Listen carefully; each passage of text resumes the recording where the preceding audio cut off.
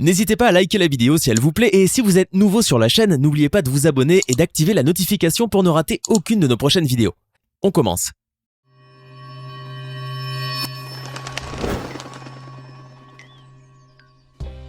De la serveuse qui renverse un plateau d'assiettes sur l'acteur Joe Pantoliano, à la femme qui panique et sort toute nue de chez elle en voyant un renard dans son poulailler, voici des personnes qui ne se savaient pas filmer. Depuis toujours, le chien est l'ami et le protecteur de l'homme. Quand il est bien dressé, il rend des services inestimables, par exemple en vous protégeant d'éventuels dangers. Si vous possédez une ferme et des animaux d'élevage, il sera leur gardien. Il effraiera les prédateurs et vous avertira de leur intrusion. Ces images peuvent illustrer ce point. Il s'agit d'une petite ferme habitée par une femme. La caméra est fixée sur la façade de la maison qui donne sur un poulailler. La résidente est à l'intérieur. Elle se repose sur la vigilance du chien qui se trouve sur le porche. L'animal aux aguets remplit sa mission, qui est de garder un œil sur la volaille. Pour l'instant, il n'y a rien à signaler. Les poules sont paisibles, proches les unes des autres et tout l'enclos est tranquille. Rien ne met à l'épreuve le courage du chien. Mais un élément perturbateur survient. C'est la panique. Un renard sorti de nulle part pénètre dans la basse-cour et fonce droit sur les poules qui s'éparpillent aussitôt. La résidente, alertée par le tapage, accourt le plus vite possible. Heureusement, le chien est là pour chasser le petit carnivore. Il faut admirer le comportement du chien. Pendant que la femme, qui n'a pas eu le temps de s'habiller, sort toute nue, tout affolée, pour effrayer le renard à grand renfort de gestes désordonnés, le chien de son côté est mort de peur et ne sait pas où se mettre. Il est aussi terrifié que les poules. La femme réussit à intimider le renard qui finit par décamper. Les poules sont perdues de vue, mais on imagine qu'elles ont la vie sauve. Pendant tout ce remue-ménage, le chien est resté dignement posté sur le seuil du porche, attentif et confiant.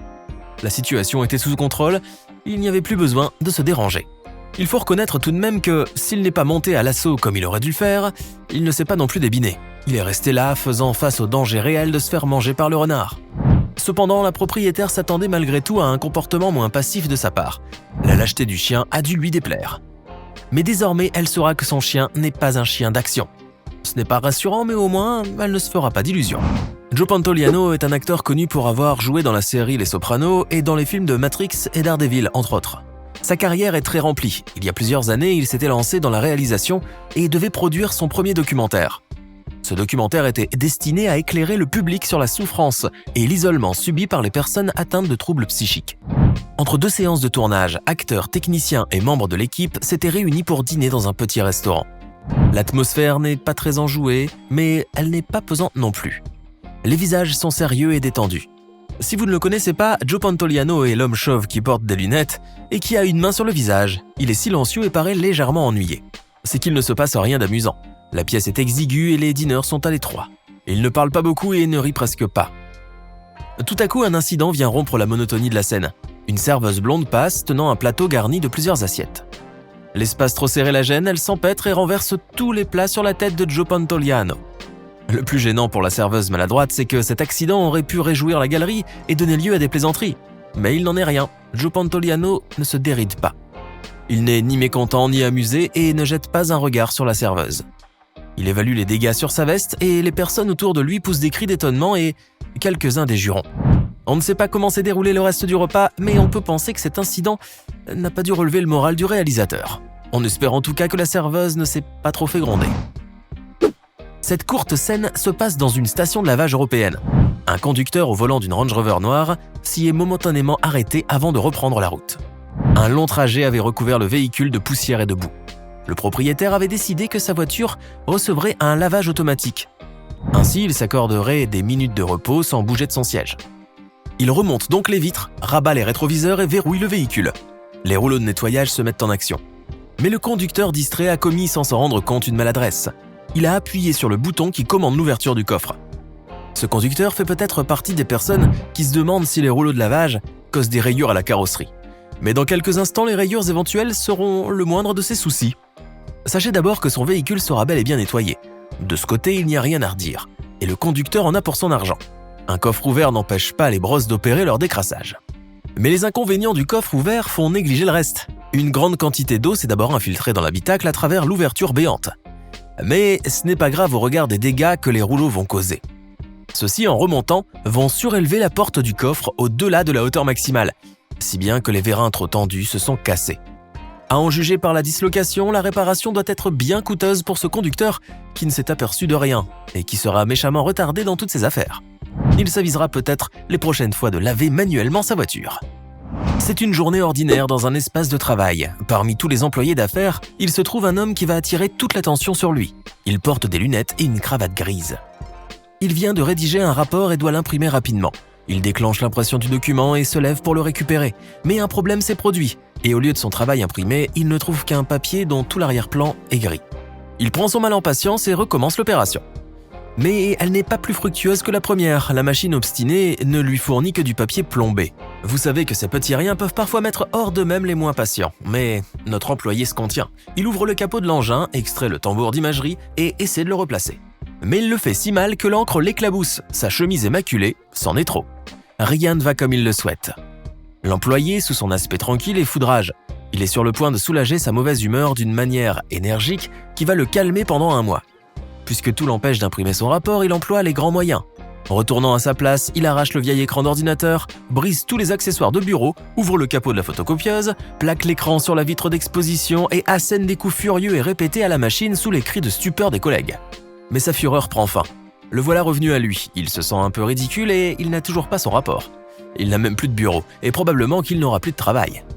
Car cette frénésie justifie bien un licenciement pour dégradation de matériel. Pauvre employé qui voulait seulement faire les choses dans les délais. Nous sommes à Londres et ces images sont prises de plusieurs endroits. Un personnage comique va faire son apparition et sera filmé durant tout son itinéraire. Depuis les escaliers d'un hall d'entrée jusqu'aux rues étroites de la capitale, c'est un homme en costume qui sort d'une soirée où il a bien levé le coude. Il veut rentrer chez lui mais son état ne le permet guère. Le trajet sera une aventure riche en péripéties. En effet, cet homme peine à mettre un pied devant l'autre et pourtant il doit descendre les nombreuses marches de l'escalier et marcher jusqu'à chez lui. C'est difficile mais réalisable.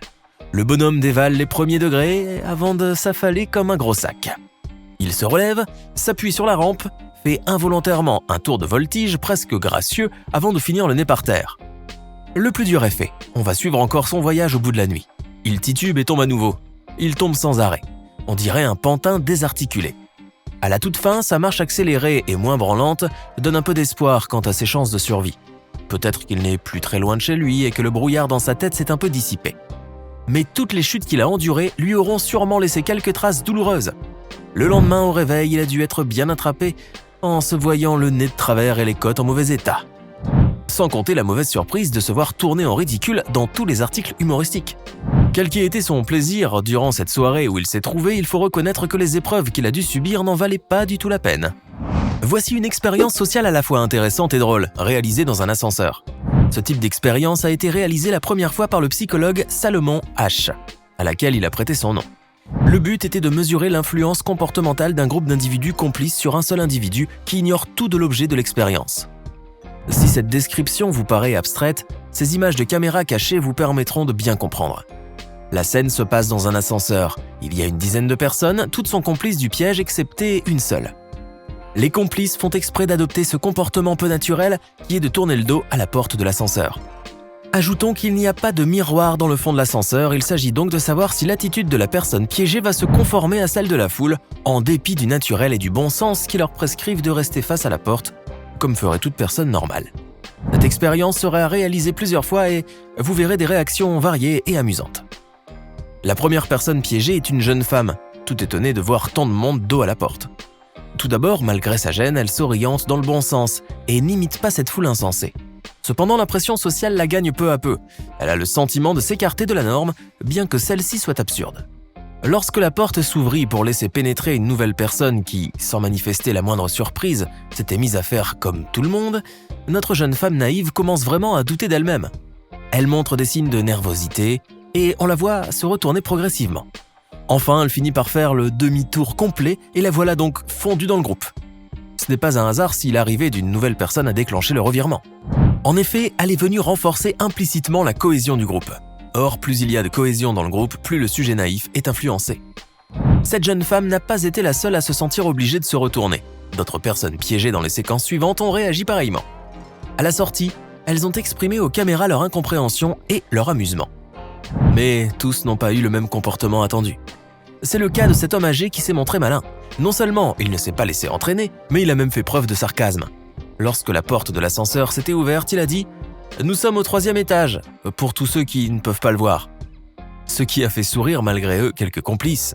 On peut imaginer que cet homme a un naturel indépendant et qu'il se moque de la désapprobation sociale. L'expérience de H est vieille de plus de 70 ans et elle renseigne beaucoup sur le pouvoir du conformisme. En vous documentant dessus, vous apprendrez bien des choses intéressantes. Ainsi se termine notre vidéo où vous avez pu voir quelques séquences amusantes, filmées à l'insu des personnes coupables de maladresse ou de ridicule et qui font rire malgré elles. Quel passage vous a le plus amusé? Comme d'habitude, n'hésitez pas à mentionner vos avis dans la section des commentaires. Et si cette vidéo vous a plu, n'oubliez pas de mettre un pouce bleu, de vous abonner à la chaîne et d'activer la cloche pour ne rien rater de nos prochaines publications. À demain, même heure, même chaîne.